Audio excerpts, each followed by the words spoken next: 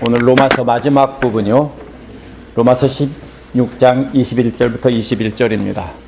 1년이 넘도록 오랜 시간 로마서를 해왔는데요. 이제 드디어 끝납니다. 이제 앞에 부분에는 뭐가 있었습니까? 경계하고 멀리해야 될 사람들이 있는데요. 누굽니까? 교회를 분열시키고 걸림돌을 놓는 사람은 멀리하고 남을 흉보고 이간질하는 사람들, 이런 사람들은 야생동물을 피하듯이 멀리하라고 했습니다. 그 이어 나오는 8명은 가까이 해도 좋은 사람들입니다. 그래서 무난하고 존경하라고 했는데요. 고린도 교회 사람들입니다. 그래서 이 고린도 교회 사람들이 처음에는 고린도 전서에서 책망을 받았는데 나중에 변화가 돼서 그들이 충성스럽게 섬기던 사람들입니다. 그래서 오늘 말씀은 이제 멀리 해야 될 사람, 가까이 해야 될 사람 말한 다음에 이번에는 함께 말씀을 증거한 사람들이 나옵니다. 첫 번째로 가까이 할 사람은 바울의 사역을 돕던 사람들인데요. 디모데가 누구냐면요. 첫째로 디모데는 바울의 가장 가까운 동역자입니다. 빌립보서 2장에서는 뭐라고 했냐면 자식이 아버지에게 하듯 복음을 위해 바울과 함께 봉사했다고 했습니다. 그래서 인품이 증명된 사람입니다. 고린도전서 4장에서는요. 주님 안에서 사랑하는 아들이라고 했고요. 16장 1절에서는 바울과 함께 일하던 동역자라고 했습니다. 그러니까 바울은 단순히 조수나 심부름꾼으로 여기지 않고요. 동역자로 여겼습니다. 그러면서 고린도 교회에 보내면서 편지를 줘서 보내면서 뭐라고 했습니까? 업신여기지 말라고 했습니다. 왜요? 디모데가 젊었으니까. 어린 사람은 되게 업신여기죠. 그런데 업신여기지 말라고 했습니다.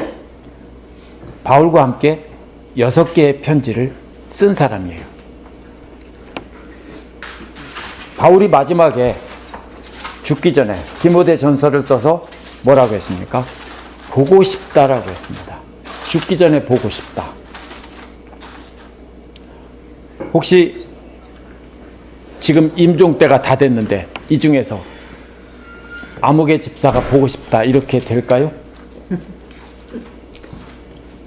쉽지 않습니다. 그렇죠? 젊어서는 친구고 한참 살지만은 나이가 들수록 사람들은 다 떠나기 마련입니다. 그래서 유명한 사람들, 철학자들 이런 사람들이 다 공통적으로 하는 말이 나이가 들면 친구도 다 사라지고 가족도 사라지고 혼자만 남는다고 했습니다. 그런데 임종 순간에 가까웠을 때 아무개가 보고 싶다. 그게 바로 누굽니까? 디모데라는 겁니다. 그만큼 바울과 아주 가까이서 동역했던 사람입니다. 디모데는 바울을 부모 섬기듯 했을 것이고 서로 사랑하는 관계였습니다. 그래서 죽기 전에 보고 싶은 관계가 되었습니다. 친하기 때문에 그런 게 아닙니다. 친한 사람들은 다 멀어지게 되어 있습니다. 예수님의 지상명령을 똑같이 품고 한 마음으로 일했기 때문입니다. 두 번째로 루기오와 야손과 소시바더는 뭐라고 했냐면 친척이라고 그랬죠. 근데 이 친척은 가까운 친척이라는 게 아니고 동포라는 뜻입니다. 그래서 이 세 사람은 다 유대인들입니다. 그래서 바울의 사역을 도왔던 유대인 동포들입니다. 루기오는요. 사도행전 13장 1절에서 3절에 보면 안디옥 교회의 예언자와 교사로 바울과 바나바를 안수해서 파송한 사람입니다. 바울과 바나바를 파송할 때 안수했던 사람이니까 바울과 바나바보다 예수를 먼저 믿었던 사람입니다. 바울보다 먼저 사역했던 사람이고요. 마치 오늘도 어떻습니까? 목사 안수를 받는 사람보다 목사 안수를 주는 사람이 더 나이가 많고 더 오래 믿은 사람이죠. 바로 그런 것과 똑같습니다. 루기오는 바울보다 먼저 예수를 믿은 사람입니다. 또 루기오는요. 루가의 다른 이름입니다. 루기오를 줄여서 룩이라고 불렀습니다. 그렇기 때문에 미국에서도 뭐라고 합니까? 그런 이름 있죠. 로버트를 밥이라고 부르는 것처럼 줄여 부른 이름이 룩입니다. 루기오 룩. 그렇게 본다면은 누가복음을 기록하고 사도행전을 기록한 누가일 수도 있습니다. 오리겐이라는 사람은 루기오가 누가다 이렇게 말했습니다. 누군지 잘 모릅니다. 그래서 사도행전 13장에 나오는 안디옥 교회 지도자인지 아니면 누가복음을 기록한 누가인지 정확히는 알 수 없습니다. 분명한 것은 바울보다 먼저 믿었던 사람이라는 것은 틀림없습니다. 또 야손이 나오죠. 야손은 영어로 제이슨입니다. 제이슨을 한국말로 야손 이렇게, 원래 원어는요 제이슨이 아니고 이야손입니다. 이야손. 근데 영어로는요 야를 갖다가 제이로 바꿔서 쓴 게 많습니다. 그래서 야고보도 뭐라고 번역합니까? 제임스라고 번역했죠. 그래서 한국에서 알던 같은 교회 다니던 집사님 이름이 전자손이라는 분이 있었어요. 그 왜 그렇게 된다 했는데 그 사람은 미국에서 오래 산 미국 시민권자예요. 한국에 와서 학원을 했는데 한국 이름이 아예 없는 분이에요. 그분은 미국에서 태어나서 미국에 살아가지고 한국 이름을 지으니까 JASON이 그분 이름이 제이슨. 그러니까 동사무소 직원이 한국 이름으로 어떻게 하냐면 한국 JA 해서 자 SON 손, 그래서 자손이라고 해가지고 이름이 전자손이 됐어요. 한국에서도 굉장히 웃기는 이름이 됐어요. 미국에서 제이슨이 흔한 이름인데요, 성경에 나오는 이름이에요. 어떻습니까? 이 제이슨은 누구냐면요, 데살로니가에서 바울이 전도한 사람이에요. 사도행전 17장에 나오는데 바울을 자기 집으로 영접해서 큰 고난을 겪은 사람이에요. 야손이 들였도다 그러죠. 제이슨이 바울을 일행을 자기 집으로 들였다고 아주 막 죽이려고 하듯 핍박을 했어요, 사람들이. 그래서 바울과 함께 큰 고난을 겪었던 사람입니다. 바울의 동역자예요. 소시바더는 사도행전 20장에 나오는 소바더와 같은 이름입니다. 바울이 에베소를 떠난 뒤 드로아에서 만났고요, 베레아 교회 대표로 바울과 함께 예루살렘에 헌금을 전달하러 갔던 사람이에요. 이 사람들은 모두 누구냐면요, 바울과 함께 동역했던 동역자들이에요. 그런데 이 사람들은 반드시 바울과 함께 동역했다는 건 아니에요. 바울과 함께 주의 일을 함께 했다는 것이지 디모데처럼 늘 바울과 함께 했다는 뜻은 아니에요. 무슨 뜻입니까? 그러면 모두가 부활의 증인이고 성령의 역사를 직접 체험한 1세대 기독교인들입니다. 유대인들입니다. 이 1세대 기독교인들은 어떤 사람들입니까? 예수님의 지상사역 때 예수님을 따라다녔고요, 부활과 죽으심과 부활을 다 목격했습니다. 그래서 그 사람들을 뭐라고 부릅니까? 넓게 부르면 사도라고 부르기도 합니다. 12사도만 사도라고 하는 게 아니라 보냄을 받은 자예요. 왜? 예수님이 마지막 모든 족속으로 제자를 삼으라 라고 했던 그 예수님 앞에, 예수님 승천할 때 모여있던 모든 사람들, 유대인 그리스도인들을 사도라고 했습니다. 왜냐하면 예수님이 보내신 사람이란 뜻입니다. 그렇기 때문에 이 사람들은 모두가 다 예수님의 증인인 사도들입니다. 그래서 디모데와는 달리 바울과 항상 함께 했던 사람은 아니니까 동포라고 했던 겁니다. 복음 전파를 위해서 협력하는 사람이 있다면 나와 이해관계에 상관없이 함께하고 우리가 함께 나누어야 하는 것입니다. 이것이 첫 번째로 바울의 동역자고요. 그 다음에 누굽니까? 이 편지를 받아 쓰는 나 더디오도 주님 안에서 여러분에게 문안합니다 라고 했습니다.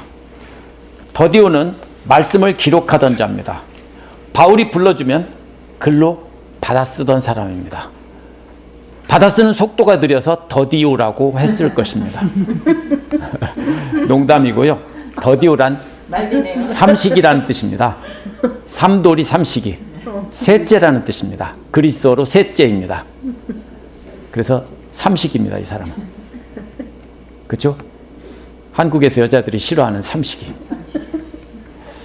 이 사람은 삼식입니다. 그런데요, 우리가 이 편지를 받아 쓰는 사람을 오늘날처럼 불러주면 아무나 받아 쓰는 그런 사람이 아니에요. 오늘날은 누가 받아 쓸까요? 대개 그러면은 신분이 낮은 사람들이 받아 쓰죠. 근데 이 사람은 뭐냐면 오늘날 변호사와 같이 아주 지식이 높은 고소득자입니다. 옛날에 왜냐면은요, 이 받아 쓰는 종이가 오늘날처럼 종이가 아니라 종이가 개발되기 전에 파피루스는 양피지였습니다. 엄청나게 비쌉니다. 한 장도 버리면 안 되죠. 그래서 더디오가 한자 한자 천천히 더디게 쓴 겁니다. 그런데 이 대부분 사람들은 95% 이상이 문맹입니다. 고대 사회는요. 한국도 마찬가지였습니다. 세종대왕이 한글을 만들기 전에는요, 대부분이 문맹이었고요. 그나마 임진왜란 이후에 신분제도가 무너져요. 한국은. 그래서 조선 초기에 5%도 안 되던 양반이 조선 후기에 가면 돈 받고 팔아가지고요, 30%, 40%가 막 되죠. 근데 그때부터 양반은 진짜 양반이 아닌 거예요. 그래서 한국에는 글을 읽는 사람이 많아지게 됐어요. 단점은 신분제도가 무너졌다는 거지만 너도 나도 양반 행사를 하니까 글 읽는 사람이 많아져서 조선 병자호란 이후에는 한국에는 양반들이 한 30% 이상 됐습니다. 그래서 한국의 문맹률이 낮은 거예요. 지금도요. 그런데 고대 사회는 대부분 다 글자를 알 필요도 없고 알아서도 안 됩니다. 안 가르쳐줘요. 왜요? 시키는 일만 하면 돼요. 그럼 누구만 압니까? 소수의 지배층들, 귀족들만 글자를 알았어요. 그랬기 때문에 이 더디오 같은 사람을 오늘날 내가 불러주면 너 받았어 이렇게 생각하면 안 됩니다. 이 사람은 아주 상당한 수준의 엘리트입니다. 로마서 전체를 받아 쓰는데 굉장히 오래 걸렸을 겁니다. 바울이 편지가 끝나가자 불러주다 말고 뭐라고 합니까? 이번에 인사말은 끝에 네가 직접 한번 해봐라 해서 21절까지는 바울이 하는 말이고요, 22절은 더디오가 한 말입니다.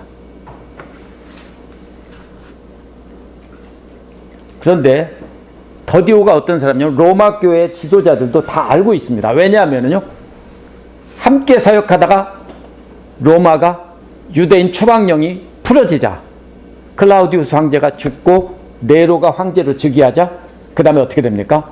흩어져 있던 유대인 크리스찬들이 로마에서 온 사람들이 다 돌아갑니다.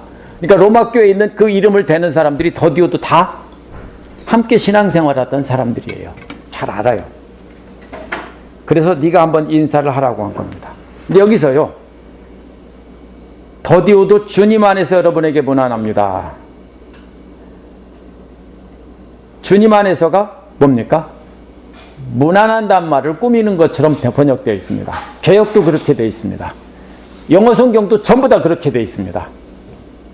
주님 안에서 인사합니다.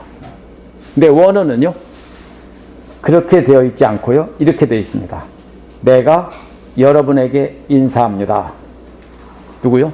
나 더디오도 여러분에게 인사합니다. 근데 이게 누구냐면은 이 편지를 주 안에서 쓰는, 주 안에서가 바로 앞에 있는 말은 원어에서 쓴다는 말이에요. 주 안에서 쓴다라고 더디오는 쓴 겁니다. 로마서에서요, 주 안에서라는 말이 16장에서 여러 번 나와요. 그런데 16장 8절을 빼놓고는요, 주님 안에서 문안합니다. 여기는 문안합니다 하나밖에 없어요. 근데 나머지는 다 그렇게 되어 있지 않습니다. 10절 같은 경우는요, 주님 안에서 인정받는이라고 했죠. 이게 똑같은 말이에요. 주님 안에서 문안합니다라고 안 했죠. 10절에서는 주님 안에서 인정받는 사람이라고 했어요. 이렇게 가까이 있는 말이 꾸미는 말이에요. 그러면 주님 안에서는요, 여기서도 쓴다라는 말이 맞아요. 주님 안에서 이 편지를 쓰고 있는 나 더디오도 여러분에게 문안합니다. 주님 안에서 이 편지를 받아 쓰는, 그래서 주님 안에서가 맨 앞으로 가야 됩니다. 한글 번역에서. 그런데요, 이 성경 학자들도 뭐라고 하냐면요, 영미권에서 서구 학자들은 거의 다수가 영어 번역처럼, 영어 번역은 전부 다 주님 안에서 문안한다고 번역했죠. 학자들도 대부분 주님 안에서 문안한다고 해석해요. 근데 16장의 예를 보면은 말이 안 돼요, 그게. 근데 왜 그러는지 아세요? 합리적인 사고를 가지고 볼 때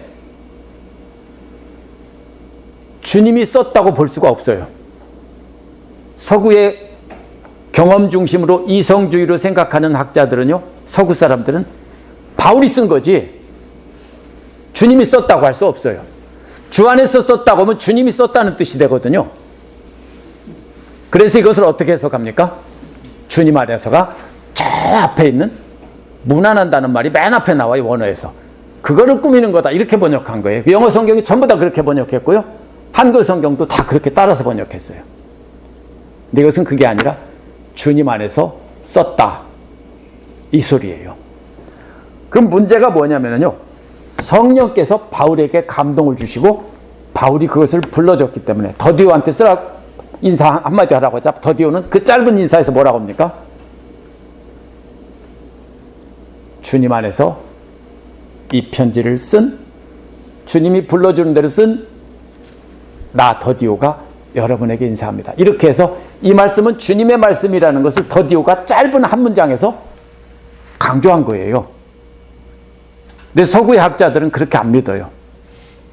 그런데 16장 다른 예를 보면 절대로 그렇게 해석할 수 없어요. 주님 안에서 썼다가 맞아요. 그래서 성경은요, 자신들이 꽂혀있는 생각대로 해석을 합니다. 증거를 보여도요. 이것은 성령의 감동으로 바울에게 주신 말씀이고 바울은 그것을 더디오에게 불러줬습니다. 그러면 여기서 또 근본주의와 보수주의가 갈려요. 근본주의는 뭐냐면 성경을 문자적으로 믿는 사람들인데요, 축자영감서를 믿어요. 성경이 어떻게 기록됐냐? 하나님께서 불러주고 한 글자 한 글자 그대로 받아 썼다라고 하는 게 축자영감설이에요. 그래서 오늘날도 미국에 있는 펀더멘탈 처치들은요, 그렇게 믿어요. 아주 열심히 하죠. 문자적으로 믿다 보니까 성경을 문자적으로 해석하고 그렇게 합니다. 근데 대부분의 그 복음주의라고 하고 보수주의라고 부르는 사람들은 유기적 영감서를 믿어요. 그게 무슨 소리냐면, 유기적 영감서는요, 성령께서 감동을 주셨어요. 바울에게, 디모데에게 감동을 주셨는데 그것을 불러주는 대로 받아 쓴 게 아니라 성령께서 감동을 주고 가르쳐 주신 내용을 자기의 말로, 자기가 알고 있는 지식으로 자기의 말로 기록한 거예요. 만약에 그 유기적 영감설이나 축자 영감설이 아니면 우리는 이것을 성경이라고 할 수가 없어요. 바울의 말이죠. 그렇죠? 바울의 충고죠. 그게 어떻게 성경이에요? 근데 이것은 성령께서, 예수 그리스도께서 성령을 통해서 가르쳐 주신 거예요. 그래서 바울은 그것을 자기의 말로 불러준 거예요. 우리도 그렇죠. 어떤 일을 구경하다가 목격을 하면은, 들었으면요, 그것을 전하라고 하면은 녹음해서 전하는 게 아니죠. 자기가 이해한, 알고 있는 말을 핵심만 전달하는 거죠. 그게 유기적 영감설이고요. 불러주는 그대로 기억했다가 토시 하나 들리고 그대로 전하면 그것은 바로 축자 영감설입니다. 그런데 증거를 보면은요, 축자 영감설은 근거가 없어요. 왜냐하면 바울은 자신의 지식과 학식을 가지고 자신의 말로 썼고요, 베드로도 자기의 말로 썼어요. 그렇기 때문에 이것은 성령께서 감동을 주시고 성경 기록자들은 그것을 자기의 말로 쓴 거예요. 그렇게 해서 요한복음 16장 13절에도 나와요. 그러나 그분 진리의 영이 오시면 그가 너희를 진리 가운데로 인도하실 것이다. 그는 자기 마음대로 말씀하지 않고 듣는 것만 알려줄 것이요 앞으로 올 일을 너희에게 알려줄 것이다. 예수께서 하신 말씀이에요. 성령께서 앞으로 예수님 부활 승천하신 때 오시면은 성령께서 알려줄 것이라고 했어요. 그래서 그것을 쓴 것이 바로 바울의 편지고 베드로의 편지고 야고보의 편지인 거예요. 예수님께서도 하나님께서 말씀하시는 것을 성령을 통해서 제자들에게 말씀하실 것이라고 하셨어요. 그렇기 때문에 바로 이것은요, 더디오가 그 말을 한 거예요. 성령께서 바울에게 알려준 것을 바울이 더디오에게 불러줬는데 나 더디오는 바울의 말을 받아 쓴 게 아니라 주 안에서 썼다 이렇게 말하고 있는 거예요.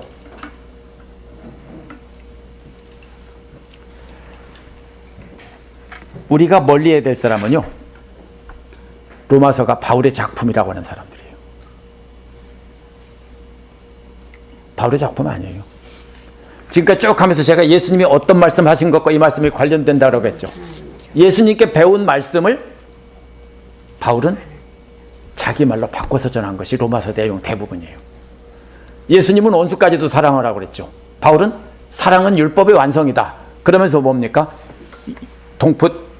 믿음의 동지들을 사랑하고 믿지 않는 유대인 원수들을 사랑하고 믿지 않는 이방인들을 사랑하라. 이게 바로 뭐냐면 결국 원수까지 사랑하라는 예수님 말씀을 그대로 한 거예요. 말만 바꿔서 한 거예요. 그래서 성경을 바울이나 베드로나 누가나 요한이 썼다라고 하는 사람들은 우리가 멀리해야 될 사람들이에요. 대다수의 서구의 성경학자들은요, 거의 다가 그렇게 믿습니다. 그래서 1526년에 틴데일이라는 사람이 신약 성경을 영어로 번역했어요. 근데 그때까지는 성경은 뭐냐면 다 라틴어예요. 그럼 라틴어는 원어가 아니에요. 구약은 히브리어로 쓰여져 있고 신약은 그리스어로 쓰여져 있어요. 그런데 캐톨릭 교회에서는 라틴어로 번역했는데 라틴어가 뭡니까? 옛날 라틴 사람들, 로마 사람들의 언어예요.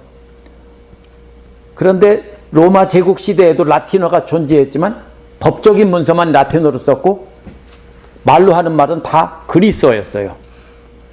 그렇기 때문에 라틴어는 시간이 지나면서 죽은 언어가 돼요.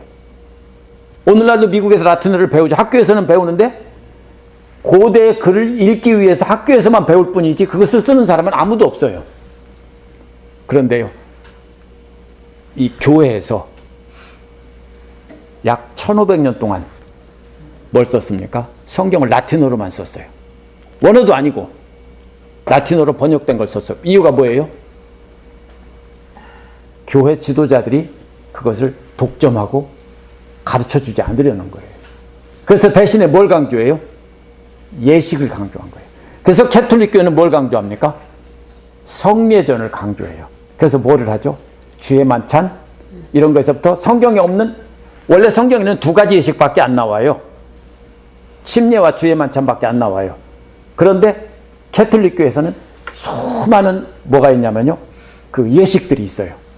그런 예식을 통해서 사람들이 뭐냐면 행동으로 하나님을 섬기도록 이렇게 가르쳤어요. 종교개혁이 뭐냐면요, 성경을 모든 신자들에게 돌려주자는 것이 핵심이에요. 구텐베르그가 인쇄술을 발명한 뒤에 성경책이 배포되면서부터 종교개혁이 일어났어요. 종교개혁은요, 예배의 형식이 아니라 말씀으로. 근데 틴데일은 어떻게 됐냐면요, 화형당했어요. 왜? 천박한 영어로 성경을 번역했다고. 거룩한 언어인 라틴어로만 쓰여졌는데 천박한 영어로 번역했다고 화형을 당했어요. 이게 뭐냐면요, 사탄의 전략이에요. 뭘 막죠? 사람들의 귀를 막아요. 오늘날도요, 성경이 하나님의 말씀이 아니고 바울의 말씀이고 누가의 말씀이고 마태의 말씀이라고. 저는 그래서 저자라는 말을 안 써요. 제가 혹시 마태복음 저자 이렇게 말하는 걸 들어보셨어요? 제가 항상 말할 때는 마태복음 기록자 이렇게 말해요. 그런데 거의 대부분의 신학교 교수들이나 학자들은요, 서구 사람들은 대부분 다 계몽주의 영향으로요, 과학적이지 않은 건 믿지 않아요. 근데 그것이 바로 사탄의 전략이에요. 사람들이 입을 막고 귀를 막아서 뭐만 남겨놓은 겁니까? 잘못된 가르침을 따라가고 말씀을 따르지 못하게 하려는 거예요. 반대로 우리가 가까이 될 사람은 누구냐면요, 로마서가 주님의 작품이라고 믿는 사람들이에요. 그러니까 저는 가까이 해도 돼요. 왜냐하면 저는 로마서를 주님이 기록한 것이라고 분명히 믿기 때문입니다. 그 다음에 사람들은 누구냐면요, 이번에는 물질로 돕던 사람이에요. 23절부터는 꼭 적어놓으세요. 거기다가요. 21절은 누구라고요? 세대 기독교회. 그래서 동역자들, 행동으로 돕던 동역자들. 22절은요, 바울의 이 로마서 편지를 기록해서 전하던 사람. 세 번째로 23절에 나오는 사람들은 물질로 돕던 사람들입니다. 가이우스가 누굽니까? 사도행전 18장 7절에 보면요, 18장 7절 한번 보세요. 사도행전 18장 7절.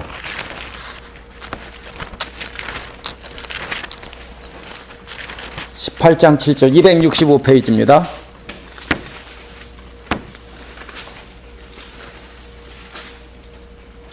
거기에 디디오 유스도라고 그랬죠? 다른 고대 사본에는 디도라고 밑에 되어 있죠. 디도 유스도예요. 근데 그 사람의 정식 이름이 가이우스 디도 유스도예요. 가이우스 디도 유스도. 그래서 이 사람은, 가이우스는 고린도 회당 옆에 살던 사람인데요, 바울이 회당에서 쫓겨났을 때 회당 옆에 있는 디도 유스도 집에 갔다고 그랬죠. 그래서 고린도전서 1장 14절에서는 고린도에서 맨 처음 복음을 받아들인 사람이에요. 근데 이 사람이 뭐라고 했습니까? 나를 잘 도와주는, 개역에서는 뭐라고 번역했냐면요, 식주인이라고 했어요. 식주인. 식주인이 뭐예요? 밥집 주인이라는 소리예요. 이게 뭐냐면요, 이 가이오는 바울을 영접해서 먹여주고 재워주고 필요한 모든 물질을 다 공급해줬다는 뜻이에요. 그래서 나를 돌봐줬는데, 근데 또 문제가 있죠. 모든 교회라고 했어요. 그럼 이 사람은 어떤 사람이에요? 물질을 엄청 많이 쓴 사람이에요. 왜냐하면 바울만이 아니라 모든 교회를 다 도와줬대요. 그럼 이 사람은 굉장히 부자예요. 부자인데 그 돈을 가지고 바울뿐 아니라 모든 교회를 다 도와주고 모든 사역자를 다 도왔던 그런 사람입니다. 대단하죠? 가이우스는 엄청난 물질로 모든 교회를 먹인 사람입니다. 이게 로마 교회만이 아니에요. 고린도 교회나 모든 교회들이 어렵다고만 하면 무조건 다 돈을 다 보내서 그 교회들을 다 도운 사람이에요. 그 다음에 에라스도가 나오죠. 에라스도는 저도 그리스 갔을 때 그 파편을 봤어요. 그게 뭐냐면요, 돌에 새겨진 조각에 에라스도라는 이름이 쓰여져 있어요. 고린도에서 발견된. 거기에 이렇게 쓰여졌어요. 에라스도는 시의 재무관이 된 것에 대한 보답으로 자기 돈으로 이 도로를 포장했다. 그러니까 도로 포장을 하고 도로 포장에 그 사람의 이름을 쓰는 거죠. 미국에서는 어떻게 합니까? 길에다가 길에 이름을 지어주죠. 그렇죠? 예를 들면 안젤라가 이 도로를 만들었다면 안젤라의 길 이렇게 만들어줘요. 그렇죠? 그런 것처럼 도로 포장을 하고 이 도로는 에라스도가 시의 재무관이 된 것을 기념으로 기증해서 했다. 이것이 1세기 중반에 기록된 파편이 있어요. 근데 이 에라스도라는 이름이 아주 흔한 이름이기 때문에 그 에라스도인지 알 수는 없어요. 근데 여기서도 시의 재무관이라고 했고요, 그 파편에서도 시의 재무관이고 이름도 똑같고 시기도 똑같아요. 기록된 시기까지. 그렇기 때문에 저는 바로 그 고린도에서 발견된 그 도로 포장의 기념비, 그 파편과 정확히 맞아떨어지기 때문에 이 사람은 시의 재무관이었던 사람이라고 봅니다. 그런데 이 사람이 높은 관리라고 이걸 쓴 게 아니에요. 시의 재무관이면 굉장히 높은 사람이에요. 오늘날로 말하면 뉴욕시의 뭐냐면 파이낸셜 오피스 최고 담당자와 같은 그런 사람인 거예요. 그런데 이 사람이 돈이 많아서 높은 자리에 있어서 쓴 게 아니라 교회를 재정적으로 아낌없이 지원했기 때문이에요.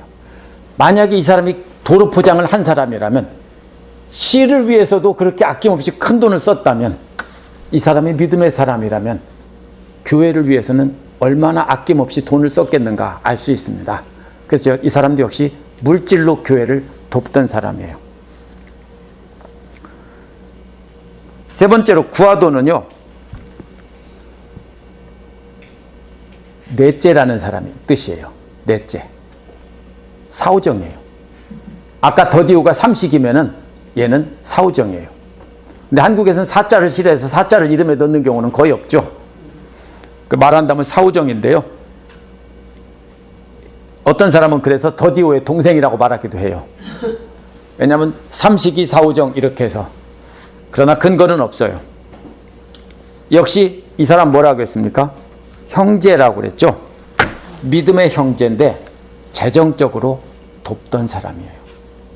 그래서 이 세 사람은요, 모두가 다 엄청나게 물질로 교회를 위해서 돕던 사람이에요. 24절은 없어져서 없는 게 아니고요, 처음에는 있는 줄 알았어요. 왜냐하면 사본학이 발달하기 전에는요, 후대에 기록된 사본과 초기에 원래 기록된 사본이 구별을 못했어요. 그러다 보니까 24절을 절 매기면서 24절을 매겼는데, 오늘날은 사본학이 발달해서 그것을 다 대조해 보니까 그거는 나중에 누가 적어 놓은 것이고 근거가 없어요. 그래서 그런 것을 삭제한 거예요. 근데 이 킹제임스 버전 온리를 주장하는 사람들은요, 이단들이에요. 왜 이단이냐면 그 사람들은요, 킹제임스 버전은 요한계시록 사본이 딱 한 개밖에 없었어요. 근데도요, 뒷부분은요, 요한계시록 뒷부분은요, 그것도 없어가지고 반대로 뭡니까? 라틴어 성경에서 거꾸로 그리스어로 번역해가지고 만들었어요. 그걸 가지고 번역했어요. 그런데 뭐라고 그래요? 킹제임스 버전만이 오염되지 않은 하나님 말씀이고, 킹제임스 버전은 지금 봐도요, 굉장히 잘 번역됐어요. 그건 맞아요. 그런데 킹제임스 버전만이 하나님 말씀이라고 하는 사람들은요, 이거를 이단이, 사탄이 지웠다라고 그래요. 사탄이 지운 거 아니에요.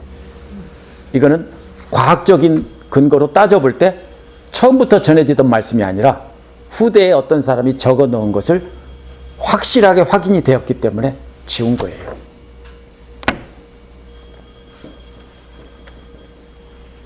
그러면 여기까지 보면은요, 이제 한번 이 로마서를 되돌아볼 필요가 있어요. 종교개혁자들은 로마서 8장을 로마서 핵심으로 보고요, 1장 16절 17절을 로마서 전체에 요약하는 주제 문장이라고 봐요. 로마서 1장 16, 17절 한번 보세요. 1장이요, 16, 17절 함께 읽어보겠습니다. 나는 복음을 부끄러워하지 않습니다. 이 복음은 유대 사람을 비롯하여 그리스 사람에 이르기까지 모든 믿는 사람을 구원하는 하나님의 능력입니다. 하나님의 의가 복음에 나타납니다. 이 일은 오로지 믿음의 근거에 일어납니다. 이것은 성경에 기록한 바 의인은 믿음으로 살 것이다 한 것과 같습니다. 마르틴 루터가 종교개혁을 할 때 바로 이 마지막 구절을 가지고 종교개혁을 했어요. 근데요, 마르틴 루터는요, 이 본문의 문맥과는 조금 다르게 인용했어요. 뭘 가지고 이 말을 했을까요? 가톨릭 교회의 예전이나 의식으로 구원을 받는 게 아니라, 면죄부로 구원을 받는 게 아니라 오직 믿음으로 구원받는다. 이렇게 해서 이것을 종교개혁을 하는 발판으로 삼았어요. 그래서 종교개혁자들은 로마서 8장에 믿음으로 구원받는다는 것을 강조한 거예요. 그러다 보니까 그 이후에는 어떻게 착각을 하게 됐냐면요, 아, 행함으로 구원받는 게 아니라 믿기만 하면 구원받는 거야, 이렇게 바뀌었어요, 사람들이. 그래서 지금도 제가 이걸 가르치면 뭐라고 하시는 분들이 계시냐면요, 믿으면 구원받는다고 했는데 왜 자꾸 행함을 강조하냐고 저보고 뭐라고 하는 분들도 계세요. 근데 이게 상황이 전혀 달라요. 이 당시에는 이게 뭐라고 했어요? 율법이 아닌 믿음이라는 거예요. 이 믿음이란 행함을 말하는 게 아니라 유대교의 율법을 그리스도를 믿는 믿음에 추가해서는 안 되고 오직 예수 그리스도를 믿음으로 구원받는 거지 유대인들이 율법을 추가해서는 안 된다는 거예요. 이게 원래 1장 17절에서 말한 의인은 오직 믿음으로 산다. 예수 그리스도를 믿음으로 의롭다함을 받는 것이지 유대인들이 율법을 지켜서 의롭다함을 받는 것이 아니다. 이것이 로마서 전체의 내용이에요. 그런데요, 많은 사람들이 로마서를 뭐라고 합니까? 로마서 8장이 핵심이라고 봐요. 왜냐하면 종교개혁자들이 그렇게 말했으니까. 로마서 8장은요 계속 말하는데 믿음에 관한 거예요. 우리가 믿음에 관한 걸 계속 말하고 있습니다.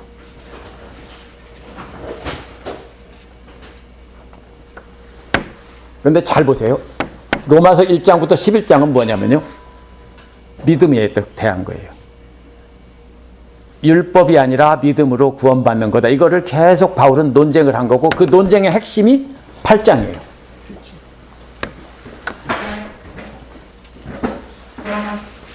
그러므로 무슨 말입니까? 율법으로 교회를 분열시키지 말고, 그렇죠? 믿음으로 잘 믿고 있는 로마 교회에 와서 너희들은 율법도 지켜야 구원받아요. 그러면 율법으로 교회를 분열시키지 말고 예수 그리스도의 사랑으로 하나 되라는 게 로마서의 핵심이에요. 이것을 종교개혁자들이 잘못 이용한 거예요. 핵심이 어디 나와요? 12장 9절에서 21절. 사랑으로 하나가 돼서 하나님을 찬양하라. 이것이 핵심이에요. 12장 한번 보세요. 12장 9절에서 21절은요 바로 그겁니다. 사랑에는 거짓이 없어야 합니다. 그래서 사랑으로 하나가 돼서 하나님을 찬양하자는 것이 12장 9절에서 21절이에요. 이게 로마서의 핵심이에요. 거기에다 또 뭐가 나와요? 그래서 13장 8절에서 10절은 사랑은 율법의 완성이다. 이렇게 말한 거예요. 그러면 로마서의 핵심은 요약하면요, 하나님 사랑, 이웃 사랑이에요. 이게 어디에 나와요? 유대인들도 똑같이 이거는 동의해요. 구약 율법 신명기에서 하나님을 사랑하고 내 이웃을 내 몸과 같이 사랑하라는 그것이 율법의 핵심이라고 유대인들은 다 믿었어요. 그래서 바울은 여기다가 뭘 넣은 거예요? 하나님 사랑과 이웃 사랑. 그게 바로 뭐예요? 예수님의 가르침의 핵심이에요. 그래서 로마서의 핵심은 하나님 사랑, 이웃 사랑인데 신명기에서 나온 내 하나님을 사랑하라, 여호와를 사랑하라, 그리고 내 이웃을 내 몸과 같이 사랑하라. 그것을 율법의 요약으로 봤어요. 그래서 율법에서 최고 가는 규절이 뭐냐고 했을 때 예수님도 똑같이 주 너의 하나님을 사랑하라는 것이고 또 이웃을 내 몸같이 사랑하라, 이렇게 두 가지를 얘기했죠. 그게 로마서예요. 하나님 사랑, 이웃 사랑. 믿음으로 구원받는다가 아니고 다 함께 하나가 돼서 하나님 사랑, 이웃 사랑을 실천하라. 그래서 이것은요, 바리새파 사람들도요 예수님과 완전히 일치한 거고요, 바울도 역시 예수님과 바리새파 사람들과 똑같이 일치하는 거예요. 로마서는 바리새파 사람들의 주장과 똑같아요. 다만 거기에 뭐가 들어있어요? 예수 그리스도를 믿음으로라는 것이 들어가 있는 것 뿐입니다. 바리새파 사람들은 바로 그 율법을 지킴으로 하나님 사랑, 이웃 사랑을 완성하자는 거고요. 그래서 13장 11에서 15장 6절은요 어떻게 사랑으로 하나 될 수 있는지 예를 들은 거예요. 이렇게 하라 저렇게 하라 나오죠. 그리고 15장 7절에서 13절은 마지막으로 스페인 선교를 말해요. 그래서 어떻게 하라고요? 스페인까지 복음을 전해서 온 세상 모든 사람들이 주님을 함께 찬양하게 만들어라, 이거예요. 그래서 하나님 사랑, 이웃 사랑을 온 세계에 전하려고 하는 것이 바로 이 로마서예요. 그 다음에 이제 25절부터는 또 다른 내용입니다. 25절은 뭐라고 하겠습니까? 이런 말이 나옵니다. 능히라는 말이 나오죠. 25절 세 번째 줄에 능히, 27절에 첫 번째 줄에 지혜, 이게 나오죠. 원어는요 25절 첫 번째 나오는 단어가 능력으로예요. 그리고 27절에서는 하나님의 지혜로예요. 이게 번역하다 보니까 흐려진 거예요. 능력은 뭐예요?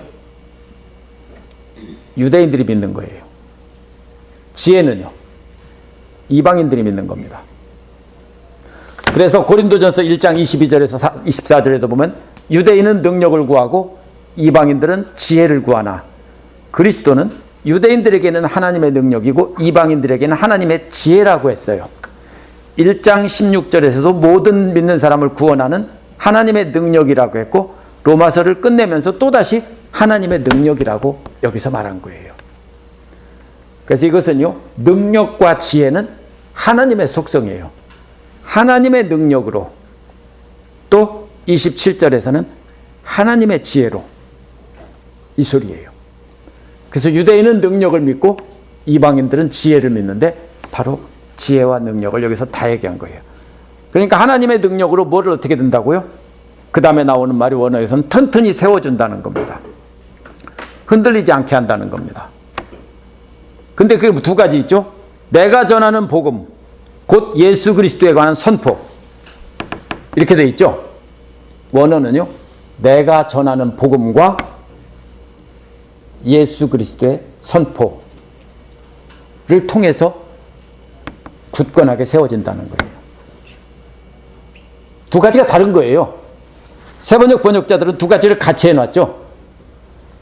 내가 전하는 복음과 예수 그리스도에 관한 선포가 아니라 예수 그리스도께서 선포하신 것이에요.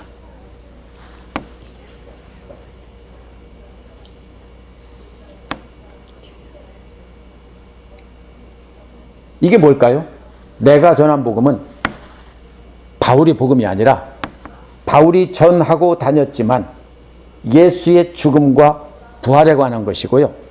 바울의 복음이 아니라 예수 그리스도의 복음이에요. 그거를 바울이 전했다는 뜻이에요. 여기서 전파했다는 말은요, 복음을 전한다는 뜻이에요.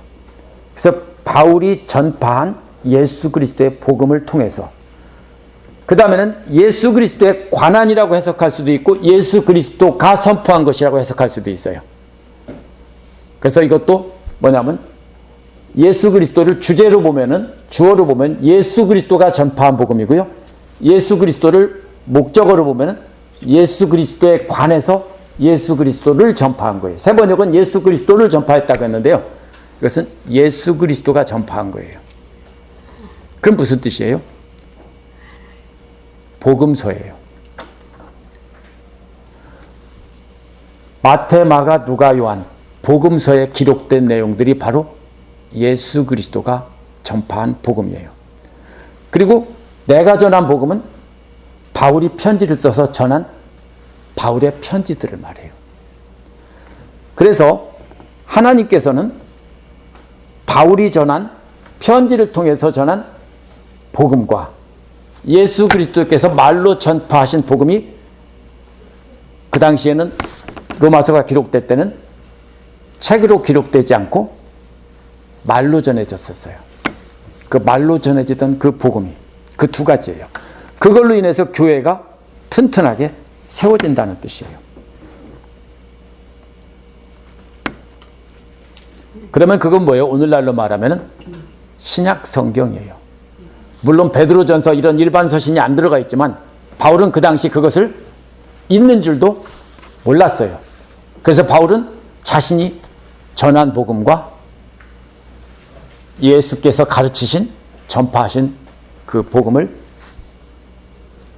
선포를 두 가지를 통해서 교회가 세워진다고 한 거예요. 근데 그것이 뭐라고요? 그 다음에 감추어진 거예요. 비밀로 감추어진 거예요. 언제까지요? 오랜 세월 동안 영원의 시간 전부터 감추어졌다는 거예요. 영원 시간 전부터 침묵으로 감추어졌다, 이런 뜻이에요. 오랜 세월 동안 그랬죠. 영원 시간 전부터 침묵으로 감춰져 있어요. 근데 언제 드러났어요? 28절에서.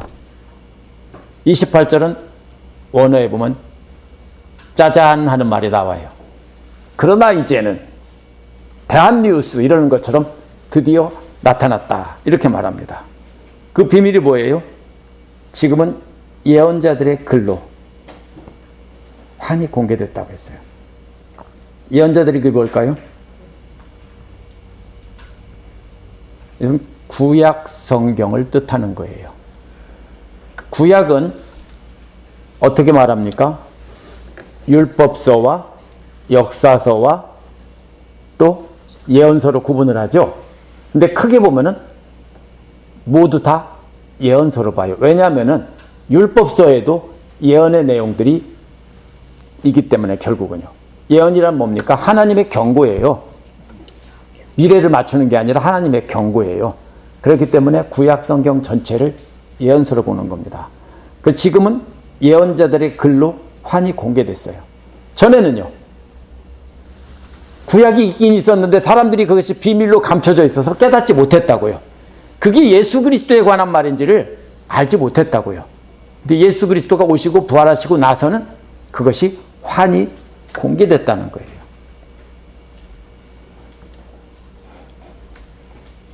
그래서 뭐라고 그래요? 하나님의 명령을 따라, 영원하신 하나님의 명령을 따라라고 했죠. 그 명령이 뭐죠? 마태복음 28장 18절에서 20절에 나와요. 19절에 20절에 나와요. 28장 18절에서는 하늘과 땅의 모든 권세를 받았으니 이것이 하나님의 명령이다. 예수님이 이렇게 말했어요. 예수님이 주는 명령이 아니라 하나님께서 모든 권세를 내게 주셨는데 이것은 하나님의 명령이다. 이렇게 말하면서 모든 족속으로 제자 삼으라고 그래요. 이것이 바로 명령이에요. 영원하신 하나님의 명령에 따라 이방 사람에게 알려져서 그들이 믿고 순종하게 되었습니다. 처음에는 유대인들에게만 전했어요. 믿음의 순종이라는 말은요. 믿고 순종한다. 믿음에 순종한다는 말은 원래 유대인들이 하는 말이에요. 유대인들이 하나님의 명령에 순종하는 것이고 유대 백성들의 이스라엘 백성들의 특권이라고 생각했어요. 그런데 여기서 누구에게도요? 이방인들도 하나님을 믿고 순종하게 되었다는 거예요. 그래서 여기서 말하는 이 모든 근원들은요. 신구약 성경을 통해서 교회가 튼튼하게 세워지고 있다는 뜻이에요. 그렇죠? 앞에서는 제가 신약 성경이라고 그랬죠? 그러면 여기서 예언서는 구약 성경이죠. 그래서 이 세 가지 구약 성경과 바울의 편지들과 예수님의 선포하신 복음서의 내용들이 교회를 튼튼하게 세운다는 뜻이에요. 근데 바울 당시 유대인들은요. 드러난 하나님의 비밀을 믿지 않았어요. 그래서 마태복음 26장에서 제사장이 뭐라고 합니까? 대제사장이 당신은 하나님의 아들이냐고 물을 때 아니라고 보고 하는 거예요. 기라고 하면 뭐예요? 바로 죽이려고 하는 거예요. 신성모독죄로. 그래서 묻자 뭐라고 했어요? 예수님이 대답했어요. 당신이 말했어. 그렇게 말했어요. 이 말은 예수님이 부정도 긍정도 아니에요. 뭐예요? 당신의 가려진 눈으로 본다면 당신은 내가 하나님의 아들 그리스도가 아니라고 말했어. 그러면서 그들이 눈을 뜨게 되면 어떻게 해요? 하나님의 권능의 보좌에 오른편에 앉은 것과 하늘 구름을 타고 오는 것을 볼 것이라고 예수님께서 말했어요. 그러니까 그 예수님 당시의 사람들은 이 드러난 비밀을 믿지 않았어요. 바울도 처음에는 믿지 않았는데 나중에 예수 그리스도를 만나고 믿었죠. 그 모두가 핍박했습니다. 그렇지만 이방 사람들이 믿고 순종했다는 뜻이에요. 유대 사람들은 안 믿고 다 거부하고 배척했지만 이방 사람들은 거꾸로 믿고 순종하게 되었다. 이것이 26절에서 바울이 하는 말이에요. 물론 유대 사람도 믿어요.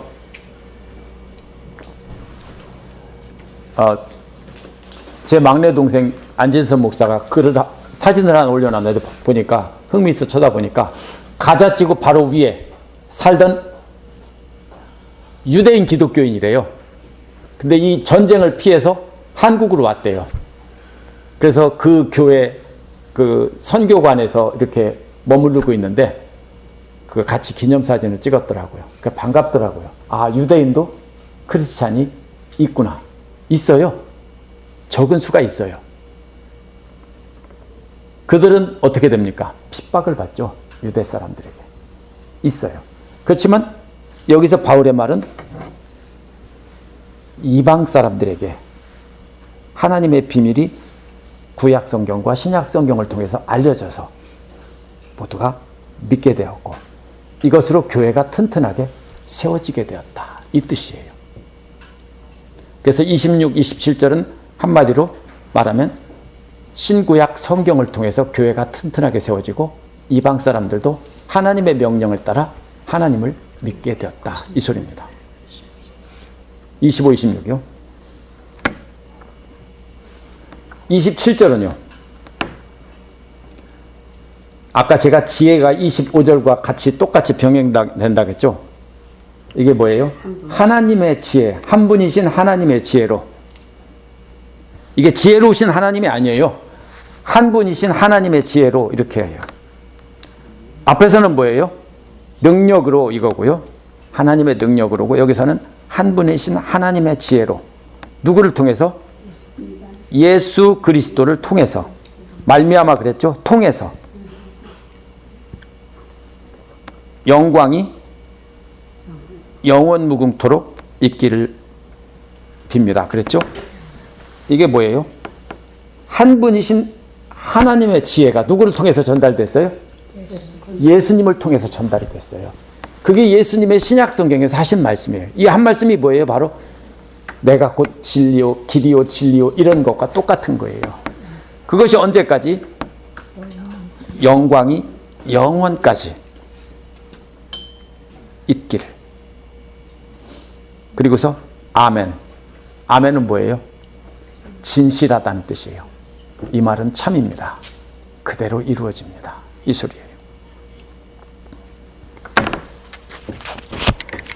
우리가 로마서의 끝부분을 어떻게 이해해야 되냐면요. 이런 사람은 가까이 하라는 건데요. 고린도나 에베소에서 바울과 함께 신앙생활하다가 로마 교회로 돌아간 사람들 중에서 이런 사람은 가까이 하라는 거예요. 또 함께 전투에 참가해서 함께 팀을 이뤘던 사람들 뭐가 있죠? 첫 번째 뭐라고 그랬죠? 동역자. 두 번째 편지 써준 사람. 세 번째 돈 대준 사람. 셋이 한 팀을 이뤄서 함께 참가했는데 마치 전쟁에 참가하면 직접 나가서 싸우는 부대도 있지만 후방에서 병원을 섬기는 부대도 있고 또 물자를 보급해주는 부대도 있죠. 이 모든 것이 합쳐져서 하나의 부대를 이루는 겁니다. 그것처럼 이런 사람들을 존경하고 한 팀을 이루라는 겁니다. 수고하시네요. 맛있는 고기를 주기 위해서. 근데 25절 설명하시면서 로마서가 서신서가 아니고 복음서라고 그러셨잖아요. 네? 오늘 25절 설명하시면서 로마서가 서신서 아니 로마서가 서신서가 복음서가 아니라 복음서와 바울의 편지들이라고요. 여기서 말하는 내가 전하는 복음은 바울이 쓴 편지들을 말한다고요. 로마서, 고린도, 전후서, 갈라디아서 이런 것들이요. 그리고 예수 그리스도께서 선포하신 것은 예수님이 지상사역 기간 동안에 가르쳐 주신 말씀이 복음서에 기록되어 있다는 뜻이라고요. 제가 그렇게 설명을 했는데 제가 잘못 설명한 모양입니다. 내가 전하는 복음은 예수 그리스도의 복음이라고 얘기하셨거든요. 그러면 제가 잘못 말한 겁니다. 그거는. 내가 전하는 복음은 예수 그리스도 복음 맞는데 그것은 바울이 전한 예수 그리스도의 복음이라고요. 그래서 바울의 편지들에 그것이 남아있다고요. 그리고 예수 그리스도께서 선포하신 것은 그것은 예수 그리스도께서 지상사역 동안에 가르치신 것인데 사복음서에 기록되어 있다고요. 이 두 가지가 교회를 튼튼하게 세워주는 것이라고요. 그리고 구약 성경을 통해서 이 신약 성경의 두 가지가 바로 뭐예요? 비밀이 환히 드러났다고요. 이해가 되시죠? 전에는 감춰져 있었는데 예수님을 통해서 구약 성경의 그 모든 예언들이 예수님에 관한 것이구나 하는 것이 드러났다는 것입니다. 그래서 그것이 26절입니다. 비밀이요. 그래서 함께 한 팀을 이뤄서 복음 전하는 일에 힘을 쓴다면 나하고 친하든 안 친하든 한 팀이 되어야 되고 가까이 해야 되는 것이고, 교회를 분열시키고 자기 욕심을 채우려는 사람들이 있다면요, 그런 사람들은 멀리하라는 겁니다. 이것이 바울의 마지막 권고입니다. 예, 로마서가 이제 끝이 났습니다. 그래서 25, 26, 마지막 16장 25, 26절은 단순한 찬양이 아니라 로마서 전체를 통해서 교회가 앞으로 어떻게 세워져 가고 있는지 그것을 요약해서 전한 것입니다. 이 제목은 가끔 무시해도 돼요. 왜냐하면요, 이것을 그냥 찬송이라고만 해석하면요, 이건 잘못된 겁니다.